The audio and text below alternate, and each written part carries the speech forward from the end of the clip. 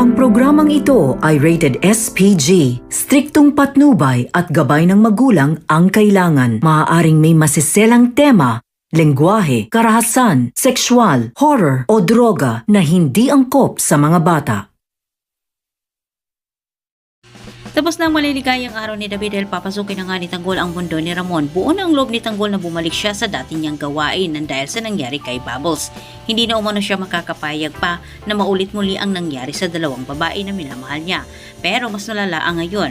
Nilibot na nga nila Marcelo ang Quiapo. Nagbaka sakali sila na makita itong si Tanggol at makumbinsin nila dahil wala na silang maisip na dahilan para sabihin pa kay Facundo. Samantala sila Ben naman ay nakita nila itong si Tanggol papalapit sa kanila. Agad nila itong tinawag at napag-usapan nila ang patungkol kay Ramon. Sa hindi inasang pagkakataon, nakita din sila ni Marcelo at narinig pa ni Marcelo ang pinag-usapan ng tatlo. Sinunggaban kaagad ni Marcelo ang pagkakataong iisa lang ang kalaban nila. Kinausap ni Marcelo itong si Tanggol kasama ni sila Ben at Berting. Inaalok niya ang mga ito ng trabaho. Sila'y magsanib puwersa umano dahil iisa lang umano ang kanilang kalaban. Natutuwa naman itong si Marcelo nang bigla namang pagpayag ni Tanggol at nagulat din itong sila Ben. Ngunit may isang dahilan itong si Tanggol at isa ding kapalit. Ang gustong mangyari ni Tanggol na ibigay umano sa kanya ang pamumuno sa buong Quiapo at siya ang magiging boss nito. Upang sa ganitong paraan ay hindi umano siya mahirapan maprotektahan ang kanyang minamahal sa buhay. At sila ni Premo umano.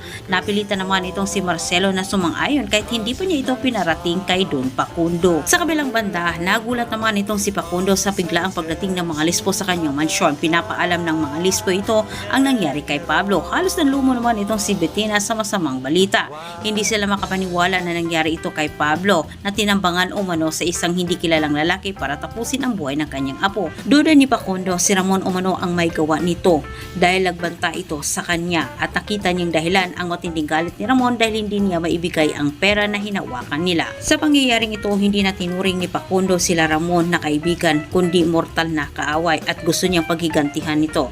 Pero ang gawin niyang kaliwangkanan na itong si Tanggol ay hindi niya alam na ito pala ang totoong tumapos sa buhay ng kanyang apo. Pero antabayanan po natin kung ano ang mangyayari.